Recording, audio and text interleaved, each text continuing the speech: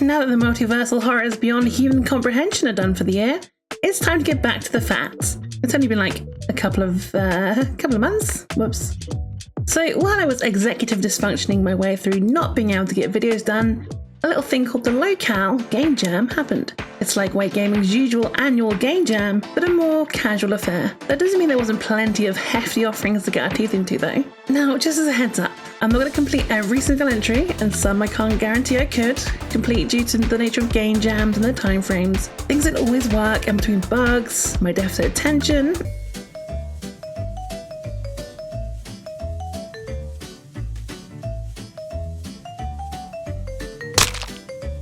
and also my poor timekeeping skills, I can only get so far, unless you want this video to come out in like 2035. Also, things take time to record, script and edit. I don't want to churn out crap and not even credit the original game makers. I'm not Kuzmak. Don't worry, I'll be posting commentary less playthroughs for the ones I've played after this video comes out, so you can see some of the offerings and hopefully try them for yourself. You can find them all on the Way to Gaming forums, and the ones I didn't cover here, like the text-based ones or the ones that are a bit too spicy for YouTube. So go over there and support all the hard-working developers. First is Neon Dream. Definitely a strong first game to start with. This was a visual novel type game with a hacking minigame as well as spicier things that I can't show here. It was made by Anonymous Productions and Galactose, who I'll link to below. Neon Dream whisks you away to a cyberpunky dystopian future in a city called Nova Paragon, where you're a hacker with a debt to pay. Then a woman called Iris comes into your life and you form a partnership that sees you both make plenty of money and put on a few pounds on a frame. It's a fantastic story with intrigue, twists, and it's even fully voice acted. I didn't even realise that all the voice acting was done by one person either, so impressive work, Anonymous. This was definitely one of the most standout entries for me, as it clearly had a lot of work put into it and it looks super polished. While the spicy stuff wasn't really something that interested me, I'm sure those who are inclined to that type of content will have quite the visual banquet to feast on. The only thing about this I didn't enjoy was the hacking minigame. For me, it became quite repetitive, especially when you had to repeat the same level multiple times. It wasn't always as responsive, and I found it missing even when I was spamming the input. This honestly could have worked as just a visual novel, but I appreciate the extra gaming elements, even if it did get a bit repetitive, and wasn't always the most enjoyable thing in the world. But all in all, a phenomenal entry, and both Anonymous and Galactose should be proud. Next up is Yet Another Life Simulator by Unreal Cat 420. It's quite a simple game, but sometimes those are the best, especially in a game jam where overcomplicating things can end up hurting your entry. It even has a character creator, and you know how much of a I am for those. The basic gist of the game is to live your day-to-day life, making sure to work to make money, eat to keep your stomach full, and sleep to regain energy. You eventually get the chance to invest and research different things to make your life easier, so you don't have to work as much, and sleeping is more effective. Eventually, you fill up this entire screen and all is right with the world. It's excellent work for just a week of development. Feed the Dragon was the next game I played. It was made by Bubble Bloat, and it was certainly an interesting one. The visuals are great, and I absolutely love the cool little cheese guy, very 90s. The gameplay involves you whacking golems, bandits and dogs to get ingredients to make cakes which you feed the dragon. Nice and simple and fine in concept. I feel where the game falls a bit flat is it takes about 3 calendar months to get her at the beginning, and you have to trek to get more cake. Add on to that, if you get tapped by a dog or sniped by a bandit, say goodbye to your cake or the Minecraft gunpowder you used to make it. It can be quite frustrating, but I can see what they were going for. The dialogue was certainly fun though, and this definitely has potential to be refined and expanded upon in the future. Sadly, I never got to finish it, as no matter how much I fed the dragon, she didn't reach the point where she was in an end state. Not sure if this was just a bug with the game jam version, but I was kind of sad that I didn't get to finish the game after single-handedly reducing the golem population to dust. Either way, a solid entry and definitely worth giving a go for yourself. Now the next game is Diabolical by Pumpcon. I'll start off by saying that this was definitely one of the most visually appealing games in the entire Locale game jam. It had style out the wazoo, full of charm, absolutely delightful. It did, however, take me forever and a day to figure out how to play it though, and even when I did, I felt like a lot of it was just guesswork and trial and error. The dialogue was good for hints for the most part, but I felt like I was force-feeding them crap until I could figure out what worked. I didn't get too far into this one because frankly, I don't think I have the brain power for it. That's not on the game though, that's entirely on me, and I will admit that. It's clear that this game is super polished, oozing with style, and everything works as intended. It's just unfortunate that my brain doesn't work as intended most of the time, and I have the IQ of a wheelbarrow full of cowpat. Honeypot Hauler by Moonjump was another simple yet effective entry. You're a bumblebee, honeypot, ant hybrid, and you have to collect honey. Nice and easy. Avoid enemies, deliver the honey, and upgrade your capacity. Not much to say about this one, as is the nature of the most simple things, but it's cute. The bee and honey pot things get adorably huge, and it was nice to have a game where I didn't have to think too hard.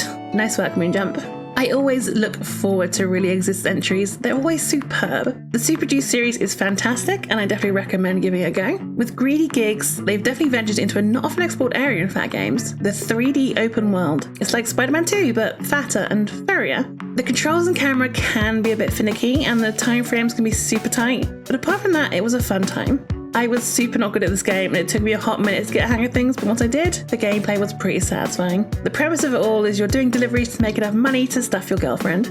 If that is enough reason to swing dangerously around the city, I don't know what is. It even has a spicy bonus scene, as you usually get with Really Exist games. You're going to jail! Well, at least you are if you're playing open frigs, the way of your crimes. I'm sorry, your name is hard to say. Open I'll call you OP. What better way to escape prison than fattening up your partner so you can break through the floor and be out in time to play a new game that releases. Weighing out your sentence is for idiots. So this game is nice and simple. Just get strong, feed your partner Olivia, and when she gets heavy enough for you, you can escape. There's 2 minigames to play, one where you crush rocks, one where you train dogs. Both are pretty fun to play and not all that difficult. A nice and uncomplicated offering. Could have done with some audio, but apart from that, a solid thumbs up, which I can't do because my model's not rigged to do that. Have a juicy PNG of a thumbs up. Yeah, there you go. There's your thumbs up, OP. Open for good job. So I tried to play Aerospark's Untitled Arena Fighter, but it was just balked. It didn't work for me. I don't know why, but inputs weren't doing anything. It looks promising though. Hopefully further work goes into this and I can play it one day. Sorry, Aerospark. Despite the utter lack of pitbull in this game, the weight gain definitely makes up for it. It's Mr. Worldwide, the arcade dating game by Bloopy, Ultranova, Niwatori, and Sunwood, which is less a dating game and more of a puzzle bubble matching game with cute dialogue on the side. The art direction on this was fantastic. The girls are super cute, and the stage select gives me classic Street Fighter vibes. It's a really good concept for a game. The only thing that tripped it up for me was the inconsistency and lack of precision, where you have balls sticking to where they shouldn't grow up, and can get quite difficult, not through some... sorry, balls. I just have balls. And can get quite difficult, not through some natural difficulty, but through the lack of being able to trust in the mechanics to shoot where you aim and stay where they're meant to. If this aspect was polished, then this game would absolutely be one of my top contenders for this jam. The team should definitely be proud of what they've achieved with this though. I can tell a lot of hard work went into this. 2 Days to Fat might honestly be my favourite game in the entire low-cal game jam. With the original concept and 3D assets by Cinestics, game design and coding by Oh No Another Button, writing, 2D assets and UI work by Misindulgence, and further writing and concepting by The Spooky End, this is immensely polished. I was half tempted to give this game its own video because I could gush about it for ages. The basis of the game is that your girlfriend has gone away for the weekend, and lo and behold, you find out that she has a thing for fat girls. This gives you 48 hours to maximise those gains and get as fat as possible. So you think to yourself, easy peasy belly squeezy, find a place with food and visit that place all the time. But 2 Days to Fat gives you 8 endings to find, which means there's a plethora of ways to approach it. Want to give the nice lady at the bakery your repeat patronage? Go for it. See where that leads. A strange woman wants your help with experiments? Why the hell not? A goth girl has mysterious artifacts in their possession? Sign me up. Stand in the middle of a sports stadium at night for shits and giggles? I'm sure that's a perfectly reasonable thing to do with no consequences. This was such a polished, fun, and replayable experience. I tried my best to get as many endings as I could without looking up. I won't spoil them all for you, but they were definitely worth seeking out. There wasn't an aspect of this game that just didn't straight up slap. The team had no right going this hard on a minigame jam, like, goddamn. I was already familiar with Miss Indulgence's phenomenal writing, but I'm definitely going to be watching the rest of this team's weight gaming careers with great interest. 10 out of 10. The only thing wrong with it is that I was sad that it had to end. An immediate favourite. Dynaminer is the next one I played. This cave cracking outing was created by Chubbity. Now this was a cool concept. You mine through edible dirt to get to gems that you sell by returning to the entrance. Easy enough. Except if you get too full, it's game over. So you have to manage how far in you go and avoid getting stuck or getting too fat to come back the way you came. It's all about risk and reward. I played it for a fair amount of time and ended up risking too much, got too fat to leave an area because of rocks, and ate my way to a game over. Honestly, that's how I want to leave this life. A really good implementation of the theme of pushing the limit though. Idol Maker Refined Palette puts you in the shoes of a manager for an idol, thanks to the talents of Fail Museum. You're tasked with making sure your idol is happy, keeping their skills up, and making sure the burger company, who totally doesn't have an ulterior motive, is earning lots of hard jiggled cash. If you like your managerial games, this will definitely be a standout entry for you. The first game I played, it accidentally triggered the high stress ending because I couldn't find a way to keep up with everything and also keep stress low. So like my real life, help. You're presented with a lot of choice when you first set out into the game, and as a beginner player, it was quite overwhelming. I had to take to the forums to figure out how to play the game without making my idol have an aneurysm from one too many commercial shoots. The art and writing is solid, and if you're one of those aforementioned people who likes managerial games, the gameplay is good too. I found my enjoyment of it was hampered by the fact that I had to look up how to play it without bumbling into a loose state from lack of information. But it's a game jam, and a small one at that, so sometimes things like that could just happen in the time frame, and that's okay. I'll probably come back to it to show you all the full gameplay through at a later date when I have a bit more time, because this is anything but a short game. Another one that was short and sweet was Filled to the Limit. Created by Cup Mug, the gameplay involved you trying to fill the lovely lady to the right, whilst making sure the cheap feeding machine doesn't blow up and pelt our poor unfortunate feedie with shards of metal and fattening liquid. Nice and potentially easy. Also, the music slaps. It's funky while you get chunky. It's the perfect kind of game for the game jam, where it's compact, polished, and uncomplicated. Maybe not the best game to play on the big screen at work though. I'm sure Shanice and HR would not be best pleased. Outside Box is a unique entry in that it makes you think, as its title suggests, outside the box. A wonderfully meta adventure that sees you steer the world's most exhausted electrician back to her world after ending up in some mirror world where everyone is turning into inflated balloons. This is definitely one for the inflation fans. Now, usually I don't really like it when the fun consequences are hidden in the bad endings, but I feel like this does it well. Poke something you're not meant to?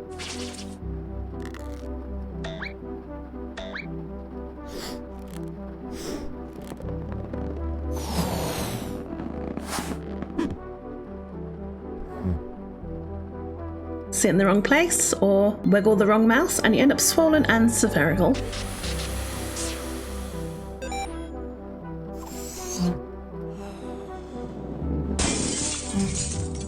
The outside of the box gameplay comes from needing to move certain files and access certain things in the game files to progress. It's very intuitive. So props to Cornucopia with a P, I can't say your name on YouTube, and Cherry Birdie for making such a fantastic little inflatable puzzler. Lurking Lapine was an experience. I see what Powers Kelp was going for though. From what I was able to grasp, it's a stealthy platformer. The problem I ran into was I didn't need to be particularly stealthy, just faster than the guards. I'm sure there's some super optimized route to take to get all the food and maximum weight and so on and so forth. But through playing it, I didn't really feel all that motivated to do so. I got in, ate as much as I could, and then left. I'm not sure if I won or lost, but I certainly completed it in a way. Not a bad game at all, but I don't think it's for me personally. I'm way too heavy-handed for stealth. I'm a big bitch who does things big.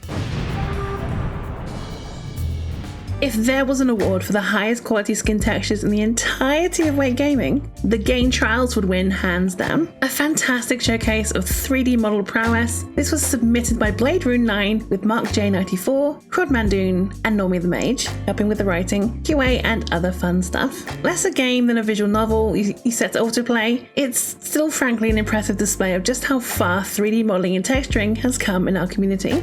I literally couldn't take my eyes away from just how real the skin looked. There's dimples and moles and bruises. The light shines off of everything just right. It's frankly impressive. It's unfortunate that there isn't much to do when it comes to the game trials. You get to watch a trio of ladies get an ample liquid lunch, but not much in the way of interactivity. That coupled with repeating scenes and dialogue that pad out the game exponentially to a ridiculous degree, so much that at the time of writing the script, I was on hour 4 of recording the kind of quote-unquote gameplay, and in that time I'd put the washing on, I'd drunk about 30 fluid tons of iron brew, and I watched Loey Lane try to speak to ghosts in a Japanese hotel. Try speaking to them in Japanese, Loey, goddamn. Also, at time of this is me recording the script a couple of days afterwards. The entire recording session took 6.5 hours, so I hope it takes you a while to Don't get me wrong, this is a visual buffet for those who are into, how do I put this in YouTube friendly terms, more fluid and bovine related fun. I certainly enjoyed it for the first couple of scenes, but it does get very repetitive. Still, I'm eager to see what else Blade Ring blesses us with in time, which reminds me, I still need to play Fattening Career. Corpulent Collapse is a 3D puzzler made by Max Digital, Degenerate Pump, and Solitary Scribbles. The goal of this is to eat enough to become the right level of fat to push the elevator down to the next floor. The risk comes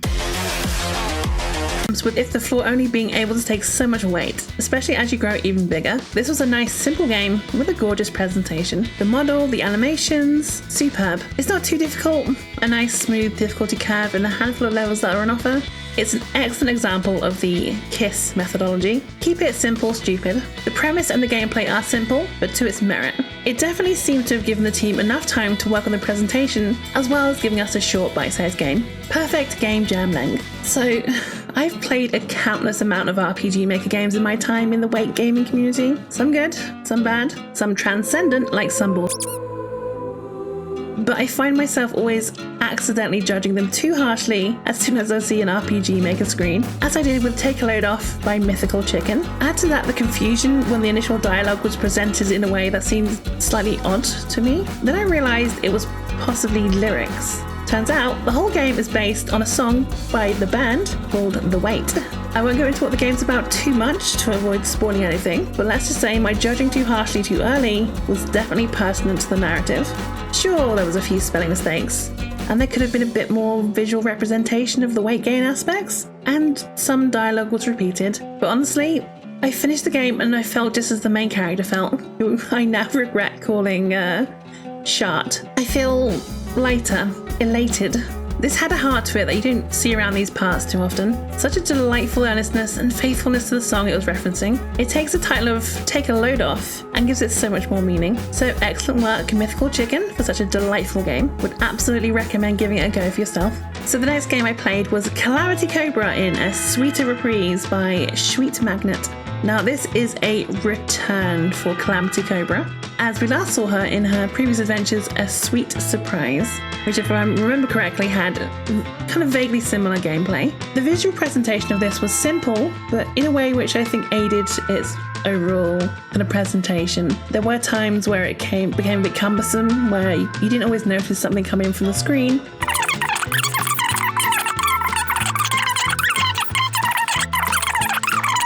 But it definitely has potential. In space, no one can hear you snack, unless you're being hand-fed by your engineer girlfriend out of the sight of the commander who looks like an evil Devin Townsend. Warpack Paragon is Fidget, another username I can't say. I'm sorry, Fidget. Warpack Paragon is Fidget's submission, and you can take the reins as Selena Darren, the newest pilot to Warpack, who has to battle alien threats, strict command, and her expanding waistline. Although the last one is less a battle and more a willing consequence. It's a nice little hybrid of a visual novel and shooter with enough story and difficulty to keep you entertained. Honestly, this had cute art, satisfying gameplay, which I especially enjoyed as I've been playing a lot of HoloCure recently, and a solid story with enough world building and character to see it through. There wasn't much to complain about, honestly, apart from a lack of audio during visual novel parts, and for me, for some reason the art of the characters was floating a bit too high. That just might be a resolution thing. I don't know. I don't make games. But it wasn't enough to deter from the whole experience. A solid exploded carnage out of 10. Waistline Assassin is next, and it's a very short little visual novel by Fubar. You're an assassin of waistlines called Eileen, and it's your job to sabotage people's careers by fattening them up. A fantastic premise. There isn't much to say about this one, as it was a short experience and there wasn't much in the way of gameplay or interactivity. The art was cute, and I love the characters, plus it had actual weight gain in it, which is always good in my book. I would have liked there to be more to do than just occasionally pick an option and click to go to the next dialogue, but time was short, so it's understandable why there's not more. I would love to see this idea expanded upon. Also, if you want to send Eileen over to sabotage my celebrity career, you're more than welcome to. Hey, I'm a celebrity. I'm on famous birthdays after all. Our eating prowess is pushed to the test in inner city eating competition. Oshinaga's entry into the game jam has you match 3 or more to keep your satisfaction up, your fullness down, and your belly pumped with fattening goodies. I'm a sucker for 3D art and games, and the character models in this are superb. They even go up to a frankly gorgeous level of enormity too. The gameplay itself is solid. I channeled my middle-aged mum on Facebook playing Candy Crush and got through it without any major difficulty. It's a bit quiet as there's no music or sound effects, but that's just one of those things that can fall by the wayside when time is a factor. The gameplay is the important part, and that's there. I would love to see a version with a few more levels and some audio to really round out the experience, but all in all, a solid entry. Find the Food, Save the World by Nick Sav was, well, it was something. You're a little blob thing and you beat up little devil things and collect food for the 2 townspeople. That's essentially all you do. I found a boss in the deepest depths of the cave, but I got nothing for beating her. There is no wind state that I could find either. It certainly has some potential with some spit and polish, but it's a very slow and bare bones experience. The custom sprites are cute though. It's lucky I played Jukes Donuts by Axis Productions and Debu Nekukun, now as it's close to spooky season. The game flings you into the gummed shoes of a PI looking for clues about a missing person. This leads them to Jukes Donuts, a themed mascot restaurant type deal, like your Five Nights at Freddie Mercury's or whatever. It even has an animatronic wandering around. This seems very proof of concept, however, as there's just one chapter with more allegedly coming out after the game jam. It's a bit light on content and it's very short. You get a few choices and the use of sound is pretty good up until you get your eardrums blown out when Duke comes to blow your donut hole out if you make the wrong choice. I would definitely like to see more of this, and I would have liked to see more content in this version as it's a bit too empty and short even for a game jam entry. But potential is the word of the day with this one. Look out for the next chapter. Soft Foxy's DriveThru Dilemma is a speedy little number that has you rushing from food place to food place while upgrading your car each time you get too heavy for it. The gameplay is fun, fast and simple, if a bit annoying when you get caught on a little boosty arrow that flings you to the other side of the map and entirely craps on your run. But apart from that, it looks cute, sounds cute, it's a Soft Foxy game. At this point, you expect superb games, and this is another in an ever-expanding list from them. I managed to get a B rank after a few goes. I only really started because, I got a 420 score, so I essentially peaked. Let me know your max score and if you got to the secret ranks in the comments. Ooh, engagement. So that's all the ones I played for this year's locale game jam. There's some I missed due to being largely text-based or a little too unfinished to say anything about them. But I would definitely recommend checking all of these out and supporting everyone behind them, even the ones I didn't do. I've got my fingers crossed for a full fat game jam in 2024, where we get to see even more of people's creativity. Over the next few weeks or months, I'll be posting my playthroughs of these games with whatever editing it'll take for them to be okay for YouTube. Let's see how many Danny DeVitos I can use for censorship. Some may not be full playthroughs because I'm getting to the point where I just don't have time to finish all of them, but they'll be as far as I got. I'm getting old, my gamer skills aren't quite what they used to be. The NSFW ones will be up on Patreon, along with all the other fun stuff like outtakes, of which there are a few while reading for this video. I know this was a longer video than usual, and if you're still here, you're amazing. I feel like this channel was in its twilight years after being throttled to death by constant strikes, algorithm changes, and my new format just doesn't really appeal to as many. So it means a lot when people stick around all the way until the end. If you're still here, then I don't know, type your favorite donut in the comments so I can see who all the cool people are. I like Boston creams, they make me cream. I'm going to slink back into my fat old lady cave while I work on these playthroughs, and then prepare for 2024. So until then, fat and stuff. Bye.